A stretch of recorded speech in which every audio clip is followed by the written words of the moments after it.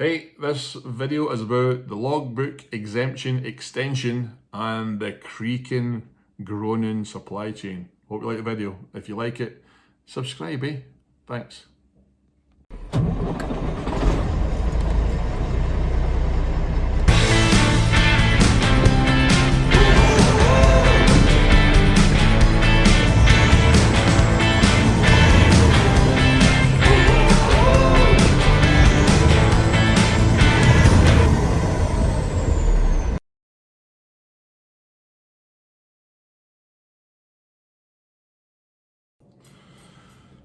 How's it going tonight? Happy days. The logbook exemption has been extended. So it's good. It's been extended to the 28th of February. If you think that's good in your truck, well, it's fantastic, to be honest with you. I don't think there has been a better time to be in trucking, to be honest, because the supply chain, really, it's in tatters, to tell you the truth. It's just almost non-existent. We are getting called every day, multiple times, to take multiple loads everywhere for just daft propositions. You know, people are getting desperate. The phone never ever stops, and people that we're hauling mail like the post. We're hauling the post right now, helping out with that. On the way back up, we did a couple of loads starting today. Truck shows up, working for the mail. Going to pick up the first load, Louisiana up to Denver. Good rate. Driver gets there. Yeah, it's a round trip, you know. Yeah, we don't have any mail, nothing for you right now. Just head up to Denver and check in up there, get your thing signed, and that's you. You'll get paid for that. So we're hauling a load of fresh air all the way from Louisiana up to Denver. Incredibly good fuel mileage when you're empty. And they load 24/7 and they unload 24/7.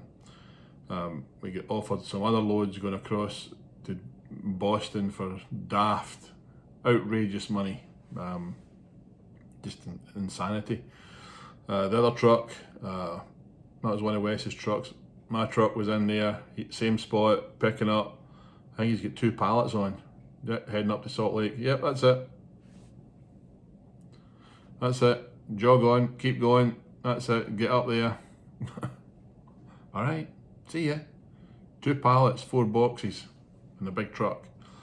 Apparently, and this, don't take this as fact, I allegedly heard that Amazon did a deal with FedEx, and FedEx has probably overstretched themselves quite a bit. I think the mail, US mail, was not happy with the deal that they were getting, and so FedEx went in and took a bunch of work, and now, I don't know whether this deal was done before there was a truck shortage, but now FedEx are scrambling to do anything. They offered me, it's 200 miles, I didn't want to do it, but they offered me $500 to run down to Salt Lake and maybe get a load. And then if I didn't get one, they would put me on the list for tomorrow. No great money, but I didn't want to do it for that. And you get a bit arrogant, but I don't want to do it. I've stuff to do with my daughter here, so we'll just wait. And they try to give you the impression that that's the last load. You know, these people, these brokers, that's the last load that's available. We'll give it to you at this rate. I'm going to cross to Kansas City. So I was going to take my truck and run empty across there on Saturday with my daughter, and I decided against it. No good thing to take her out into Wyoming and cross the snow and get stuck there. So Justin's going to cross there in a power only load for $3.5 grand. That'll get us out there for the truck. So there's anything you want to do. The trucks are down the oil field, endless amount of work. It's a great thing to be able to say, Wes's dad pushed himself and did extra loads today. Wes will be there on Wednesday with another driver, and there'll be 3 guys and 2 trucks down there, and hopefully run those 2 trucks round the clock.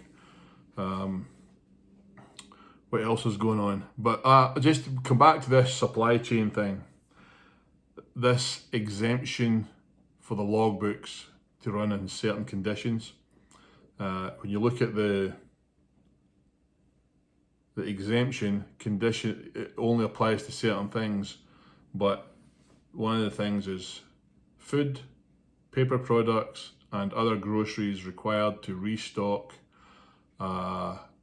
distribution center or grocery or stores. And it says to replenish and restock them, you know, as if they're desperate for them.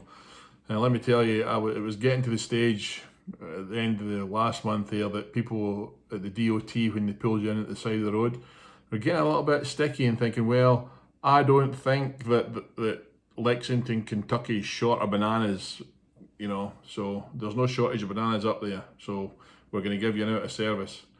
And then you have to point out to them that, hey, it's not up to you to decide. Well, it got a bit kind of 50-50 that they could have decided that the side of the road that you're out of service. However, the way it's going now, I don't want to be a doomsday guy here, but see if you don't have food storage and you don't have your toilet paper stacked up, it's coming.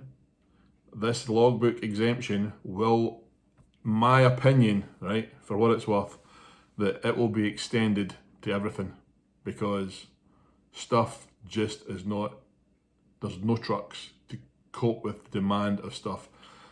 I was talking to my son, who was talking to somebody in California this weekend. He was down there visiting family, and there are ships stacked out in the ocean off the coast of California with freight on them from last Easter. Not the Easter that just gone by, the Easter before. They just keep getting bumped down the line because the bigger priority stuff comes in. And the fact that there's something else has come onto the medical headlines lately, the last few days, don't want to see it. However, those people down in California that haven't gone back to work yet to unload those ships to the docks, and they're going to get a sniff of what is coming through the news media about issues, they won't go back to work. They'll get bumped back again. There's already a shortage of stuff. I'm telling you, sometime probably around Christmas or between Christmas and New Year, when truck drivers take time off for Christmas and then some stay off for the New Year. Some might more work right through Christmas and New Year because the rates are good, but drivers that are getting paid so much a mile, they'll quite happy to take their time off. But there may be a time coming when you go to the grocery store and you walk into Walmart, there's no spuds, there's no bread, there's no, you know, I can see that coming. We have got a truck this week that is gone out without agricultural products on it. It pays more money to haul Christmas presents and Christmas mail than it does. So then they'll start paying more. It just is, it's the supply chain, this last minute or on just in time delivery, that's what they call it, just in time. That's done. It's after the time you're needing it, you're getting it now. And with all this Christmas stuff, I thought it would push the rates up. I can't believe what it's doing to rates. I can't believe what it's doing to people who are desperate for trucks. I mean, beyond desperate. I saw that there was going to be a shortage of Christmas trees now because ordinarily this time of year we're tempted to go up to the northwest, up into Oregon and load the Christmas trees. I don't know what they're paying for their freight, but they'll just need to be, I mean, you're 5 figures to go across the country to the northeast now. If you want to go to the northeast, that is, but you know, plenty of people do. But there's good jobs out there, good rates. We're paying a percentage, and the drivers are absolutely loving life. They're making out like bandits on this percentage gig. So the ones in the oil field, they're doing well. My purple truck, I've got a bit of a dilemma with that. The 587 with the pack car in it, big issue, because the head was gone on it. The last head gasket went, and it caused, not this time here, it's in the shop again. Time before that, 6 weeks ago, maybe 8 weeks now, because it's been in the shop for now 3. So maybe 2 months ago we got it out the workshop because it was in getting a new head gasket, and we managed to, the trucking company that we get the trucks from, the dealership, they talked the warranty company in to put in a new head on it because it was a bit pitted. So they pushed on that, and then, but they refused to do any more work. So they put it back together. Thought that was it. Run it for a little while, and obviously with the pack cars, the liners fall. They're just crap. They're really terrible. So the bill the last time was 17,500.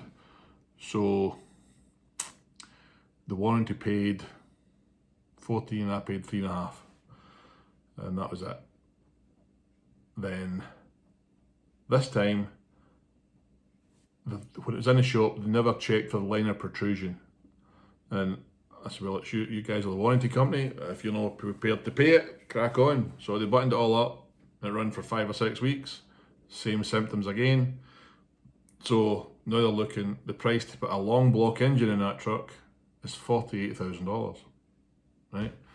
So now they're looking at getting a used engine and putting it in it, and it's going to cost 32 grand, including what they've had the workshop do. And so it's 32,000 there. They want to tow it all the way back to their workshop down in Mississippi from Topeka, Kansas. So you get a big tow bill there, plus the work that's been done to pull it apart to discover what everybody already knew. Don't know why they did that, but they want me to pay 16 grand towards putting this freaking engine in. They're still charging me rental payments on it. I'm like, I'm not paying that. You haven't given me the truck. It's no fit for purpose. So a bit of a discussion and argument with them, and they gave me an offer today. All right, we'll stop the payments in the truck. Oh well, just have, in case you haven't noticed, I've already stopped them. And then if you give us 8,000 now, and then 8,000 when you collect the truck, you can either have the same truck back, we'll put you into a Volvo. And I'm thinking, 16 grand, because the warranty company wouldn't pay for a $300 liner protrusion test when it was in the workshop up in Minnesota.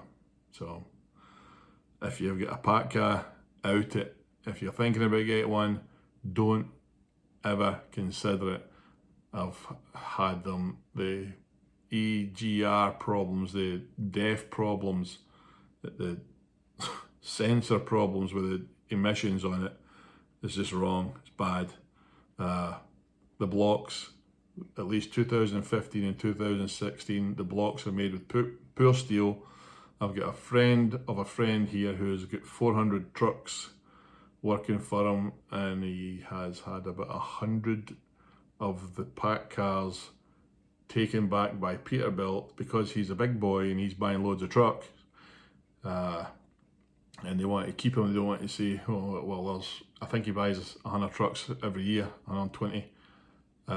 They don't want to lose that order every year, so they're warrantying his and putting in the newer blocks, the 2019 blocks onwards, that are made with better steel or something like that. So apparently they say that the next generation of the pack car engine has got better blocks, and they've got the EGR problems almost sussed, is what they say. So don't know where to go from here. Don't know what to do with it. You know, you've got to be in it to win it. You know, when you think of what the rates are like right now, and you spread that out the price of all the next 6 months, you know, But one way or another, you know, they've got a deposit, a decent sized deposit that, you know, will cover half of that 16 grand, and then I'll need to pay the other half, because I guarantee you, if I give that truck back, somebody else will pay a 10 grand deposit on that and pay them a lot more than I'm paying for it, because I got those trucks when it was cheap. They're offering me a truck with 550,000 miles on it right now, and they want to charge $300 a week more now than I paid almost 2 years ago for my red truck. I'm hoping that my yellow truck's back in the road here pretty quick, so that I can shove it down to the oil field and use it down there, and take the green one out and put it over the road, so that we can make the most of what's available right now. But that's what's going on. The supply chain, it is no a chain anymore. It's lots of wee links that are not joined up to anything. So thanks for watching. Don't be scared, but make sure you get plenty of food in your cupboards and plenty of stuff to catch it when it comes out the other end. See you later.